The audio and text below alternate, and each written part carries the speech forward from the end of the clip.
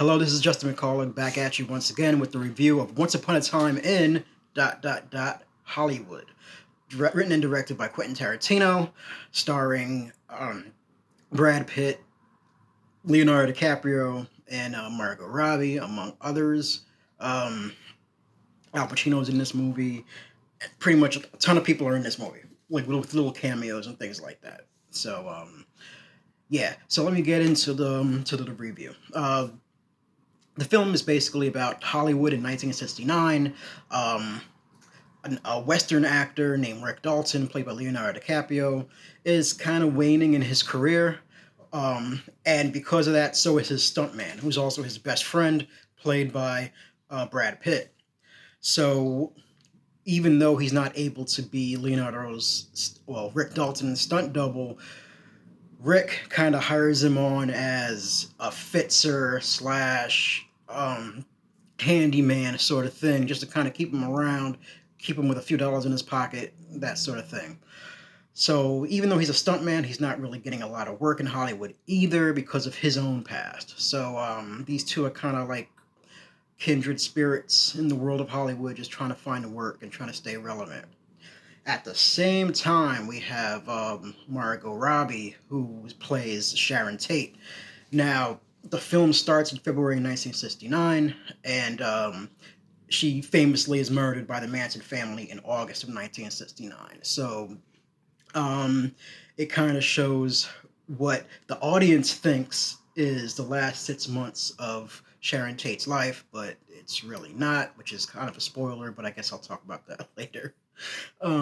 So the film is basically three different stories, and they kind of go back and forth among each other. So it's Sharon Tate story, it's Rick Dalton's story, and it's also Brad Pitt's character's story.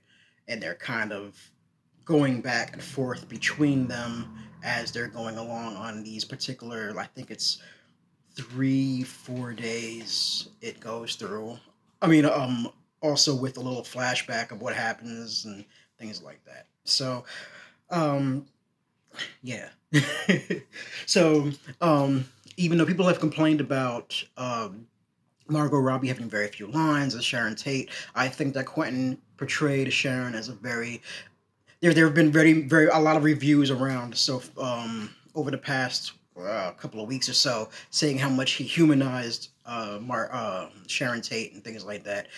I don't know, but I will tell you that he doesn't play it off as, "Ooh, look at this woman who we all know is going to die in a few months." It kind of plays it off as, here's a young actress who, is thrilled to see herself on screen, who we know is, she thinks she really wants to make it in Hollywood, and she really has the talent, and she really has the way to kind of blow up, eventually.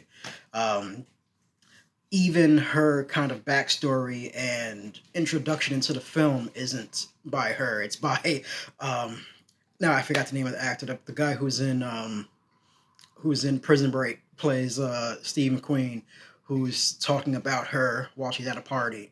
And that's kind of our introduction to her. So we really it's almost like Sharon Tate's story is really just told watching her from afar, either at a party or at the movie theater watching herself, that sort of thing. Now, Brad Pitt's character, we kind of see him kind of running around being Rick Dalton's errand boy and driver, but also we get a little flashback of what happened and why he's not really working in the business anymore. Part of which is because of a flashback that involves Mike Moe playing Bruce Lee. Now, a lot of people have gotten upset on Twitter and social media and the whole kind of film Twitter thing with Bruce Lee's character. Bruce Lee's daughter has come out and said that she doesn't like the way he was portrayed in this movie. I do not understand the blow up. Basically, Brad Pitt's character, basically Bruce Lee talks a lot of mess, which makes Brad Pitt want to fight him, and Brad Pitt throws him into a car. And I'm just kind of like, well, it's a movie. Bruce Lee's character. You should be more annoyed that Bruce Lee is only in this movie for like 2 minutes, other than the fact that Brad Pitt throws him into a car. That's what I'm more worried about, because his lines were very well done. Mike Moe did a great job. He sounded very suave and cool and cocky, which I get it. Bruce Lee isn't particularly cocky in real life, but then again, Sharon Tate dies in real life too. So it's not like, we're supposed to be giving these realistic portrayals of people. This is definitely an Elseworld story. This is most likely the same universe as Inglourious Bastards. So, where things don't happen the way they happen in real life. They've happened the way Quentin wants them to happen. So I just don't understand the controversy. Brad Pitt also kind of has a interconnection with the Manson family after he picks up one of its members as a hitchhiker and drives her off to wherever they're slumming at the time, which actually happens to be an old film set. Uh, yeah, and that's like a whole long drawn out scene. But really, speaking of long drawn out scenes, this movie is kind of like a collection of really long drawn out scenes. It's in 2 hours and 45 minutes long. Quentin has shown us over the past 5-10 years or so that he loves really long movies, like apparently, and making us sit through them all. But yeah, it's very long. He loves his long shots. There's a 5-minute scene just of Brad Pitt's character driving from Rick Dalton's house to his own house and feeding his dog, which takes forever in this movie. But yeah, personally, I'm a big fan of long scenes, long takes, things like that. But yeah, this movie definitely could have been a half hour shorter, and it still may have felt a bit too long. Rick Dalton's story, Leonardo DiCaprio's story, is about him being the aging actor, getting ready to go off, and be disappear into obscurity. He's convinced to do the spaghetti westerns out in Italy, which he does and finds some sort of fame. And that's kind of how his story goes. But in the meantime, one of my favorite scenes in the movie takes place in during him doing a one of his western films and meeting a very young actress. I forgot the young actress's name. I'm quite sure that once I figure it out, I'll probably type it down here or something like that. But yes, that scene was done very well. Probably one of the best scenes in the film involved him talking with the young actress. I think, matter of fact, part of that scene is in the first trailer of the movie. There's also a scene where he's doing a long take, as the bad guy in this Western movie, and he jacks up the line and has to do it over again. But it's weird. I was listening to somebody else talk about how the best scene in the movie is Leonardo DiCaprio screwing up a line, and it's true because it just comes out so great. But yeah. But this film doesn't really have a plot. It's really just those three stories. That kind of mix together into one story. Now, what I was talking about earlier with a little bit of spoiler, Sharon Tate does not die at the end of this film. The Manson family actually goes to Rick Dalton's house instead, which leads into a very violent scene. The movie itself isn't particularly violent, but this scene itself makes this whole movie very, very violent. Yeah, and I won't talk more about that. But it takes place the same night that Sharon Tate is supposed to be murdered. Apparently they go to the wrong house, or they go to the right house, but whatever, different universe. So yeah, so just like in Inglourious Bastards, where the bastards kill Hitler themselves, the Manson family gets killed by Leonardo DiCaprio and Brad Pitt instead.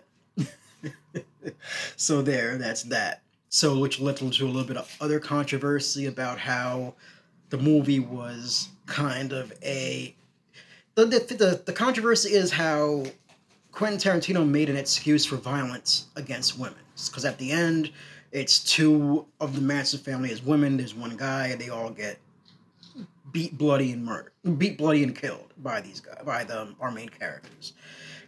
And I don't get that. You make a movie. Well, I remember when this movie was first being made, and people were complaining about how, you're making a movie about the murder of Sharon Tate, how insensitive of you, and things like that. So now you flip the script and make a movie about the people who would have killed Sharon Tate being murdered, And now all of a sudden, oh, it's just an excuse to kill women. It's like I don't get it. It's people who want to be angry just because they saw Quentin Tarantino's name in the credits and said, well, let me be angry about something. And that's really what it is. I've seen the movie. I do not get what people are angry about. If anything, you should be angry about how long this movie is. If anything, you should be angry about the only person of color, Mike Moe, being in this movie for like 2 minutes. You know, there is one other woman. She's a Chilean woman, Isabella Izzo, who plays Rick Dalton's Italian wife. So I guess there are two people of color in this movie. Neither one of them have any. Well, Mike Moe has lines. Neither one of them have any significant time in this movie. So yeah. So if you're gonna be angry about this movie, be angry about that. Um, this is a love letter to Hollywood. Everyone keeps on saying it, but it's definitely what it is. I give this movie. Yeah, wow. I'm gonna give this movie 4.5 out of 5 stars. It's near perfect. It's just way too long. Um, this is going to be remembered for a while, especially since Quentin plans on having this be one of his last movies. So take that as you will. If you like Quentin, watch it.